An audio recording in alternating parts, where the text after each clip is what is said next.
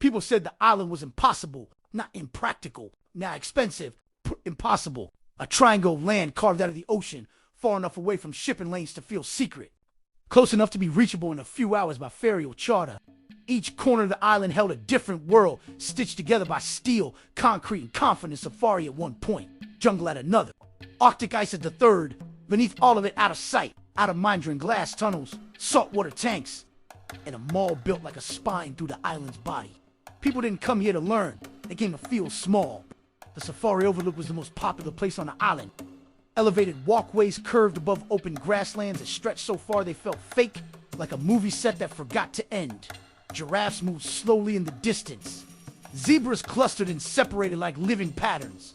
Somewhere farther out, a rhino stood still enough to be mistaken for a boulder. Families leaned against the glass railing. Kids pointed. Phones stayed raised. Wade leaned forward with his elbows on the rail, smiling down at his screen. "I'm telling you," he said, not looking up. "This is the one clip that's gonna blow. You can't fake this kind of backdrop." Kim stood just behind him. She wasn't filming. She rarely was. Her eyes moved instead across the crowd, across the field, across the structures barely visible past the animals. Towers, fences disguised as rock, service paths tucked into the landscape, places meant to be ignored.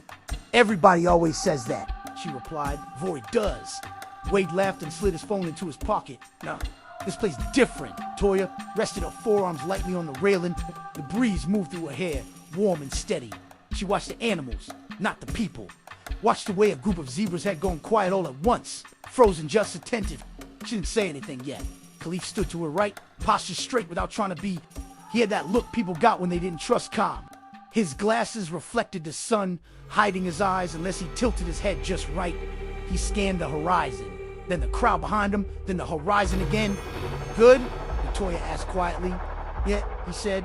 Then, after a beat, just taking it in, Buck was a few steps away, leaning back against a wooden post like he belonged there. Tan jacket, dark shirt underneath, lanyard tucked half out of sight.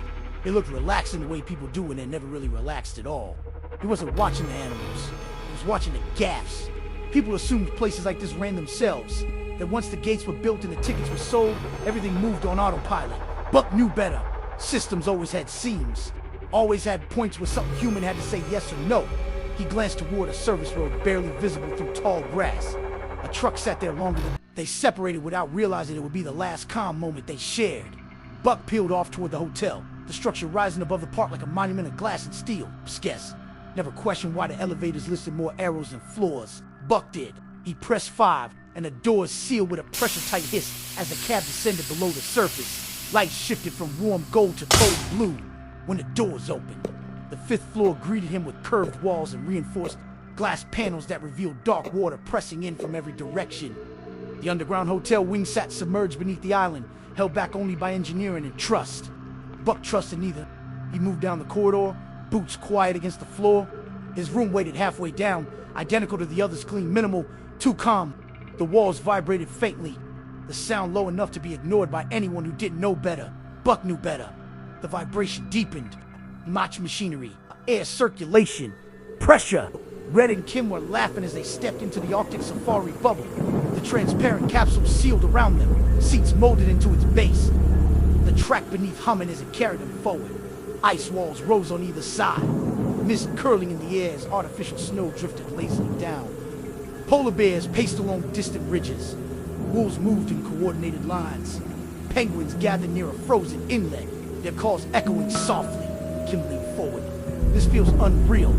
The bubble slowed, then stopped. No announcement followed. A sharp metallic click entered the bubble. Kim looked up just as the hatch seal disengaged. The lid popped open, cold air rushing inside. The track lights beneath them flickered once, then died completely. Around them, movement changed. Wolves froze mid-step, every head turned. Red swallow. Kim, I see it. The animals weren't panicking. They were focusing. The bubble wasn't moving anymore. And neither was the park. Khalif and Natoya's bubble rolled into open savanna beneath a blazing artificial sun. Tall grass swayed as herds of antelope scattered in the distance. Giraffes passed so close Natoya could see the veins beneath their skin. Khalif never relaxed. The lions were resting beneath the trees at first, shadows barely moving. Then the bubble slowed. The hum beneath their feet cut out. The track lights blinked off. A loud thunk sounded overhead as the hatch released. The lid lifted. Natoya's breath caught. That's not right. The lions rose. Slow. Controlled. Curious. One step closer. Another followed. Muscles rippled beneath their coats as they began to spread out, forming a loose arc around the bubble. Khalif stooped. We run the second we hit the ground. Natoya nodded once. The animals watched them think. Back underground. The warning alarms finally screamed. Pressure breach D, DAT, ST, D, water, burst through a ceiling seam, slamming into the corridor with violent force. Buck didn't hesitate. Grabbed his bag and bolted just as the glass panel at the end of the hall cracked outward. The fifth floor was flooding. Fast. Buck sprinted toward the emergency stairwell as water surged after him, swallowing the hallway in seconds. The lights went red. Doors sealed automatically, trapping entire wings behind reinforced barriers. He took the stairs 2 at a time. 5 floors below the surface. 6, 7. The structure groaned as water forced its way upward, systems failing one by one. The Arctic bubble's lid locked open. Kim climbed out first, boots hitting ice. The wolves moved immediately, low and silent. Reed grabbed her hand and ran, slipping once before regaining his footing. Behind them, something howled. In the savannah, Khalif shoved the bubble door wider as Natoya jumped down. The lions lunged. They ran. Grass tore at their legs as roars exploded behind them. The park no longer controlled exhibit, but a hunting ground.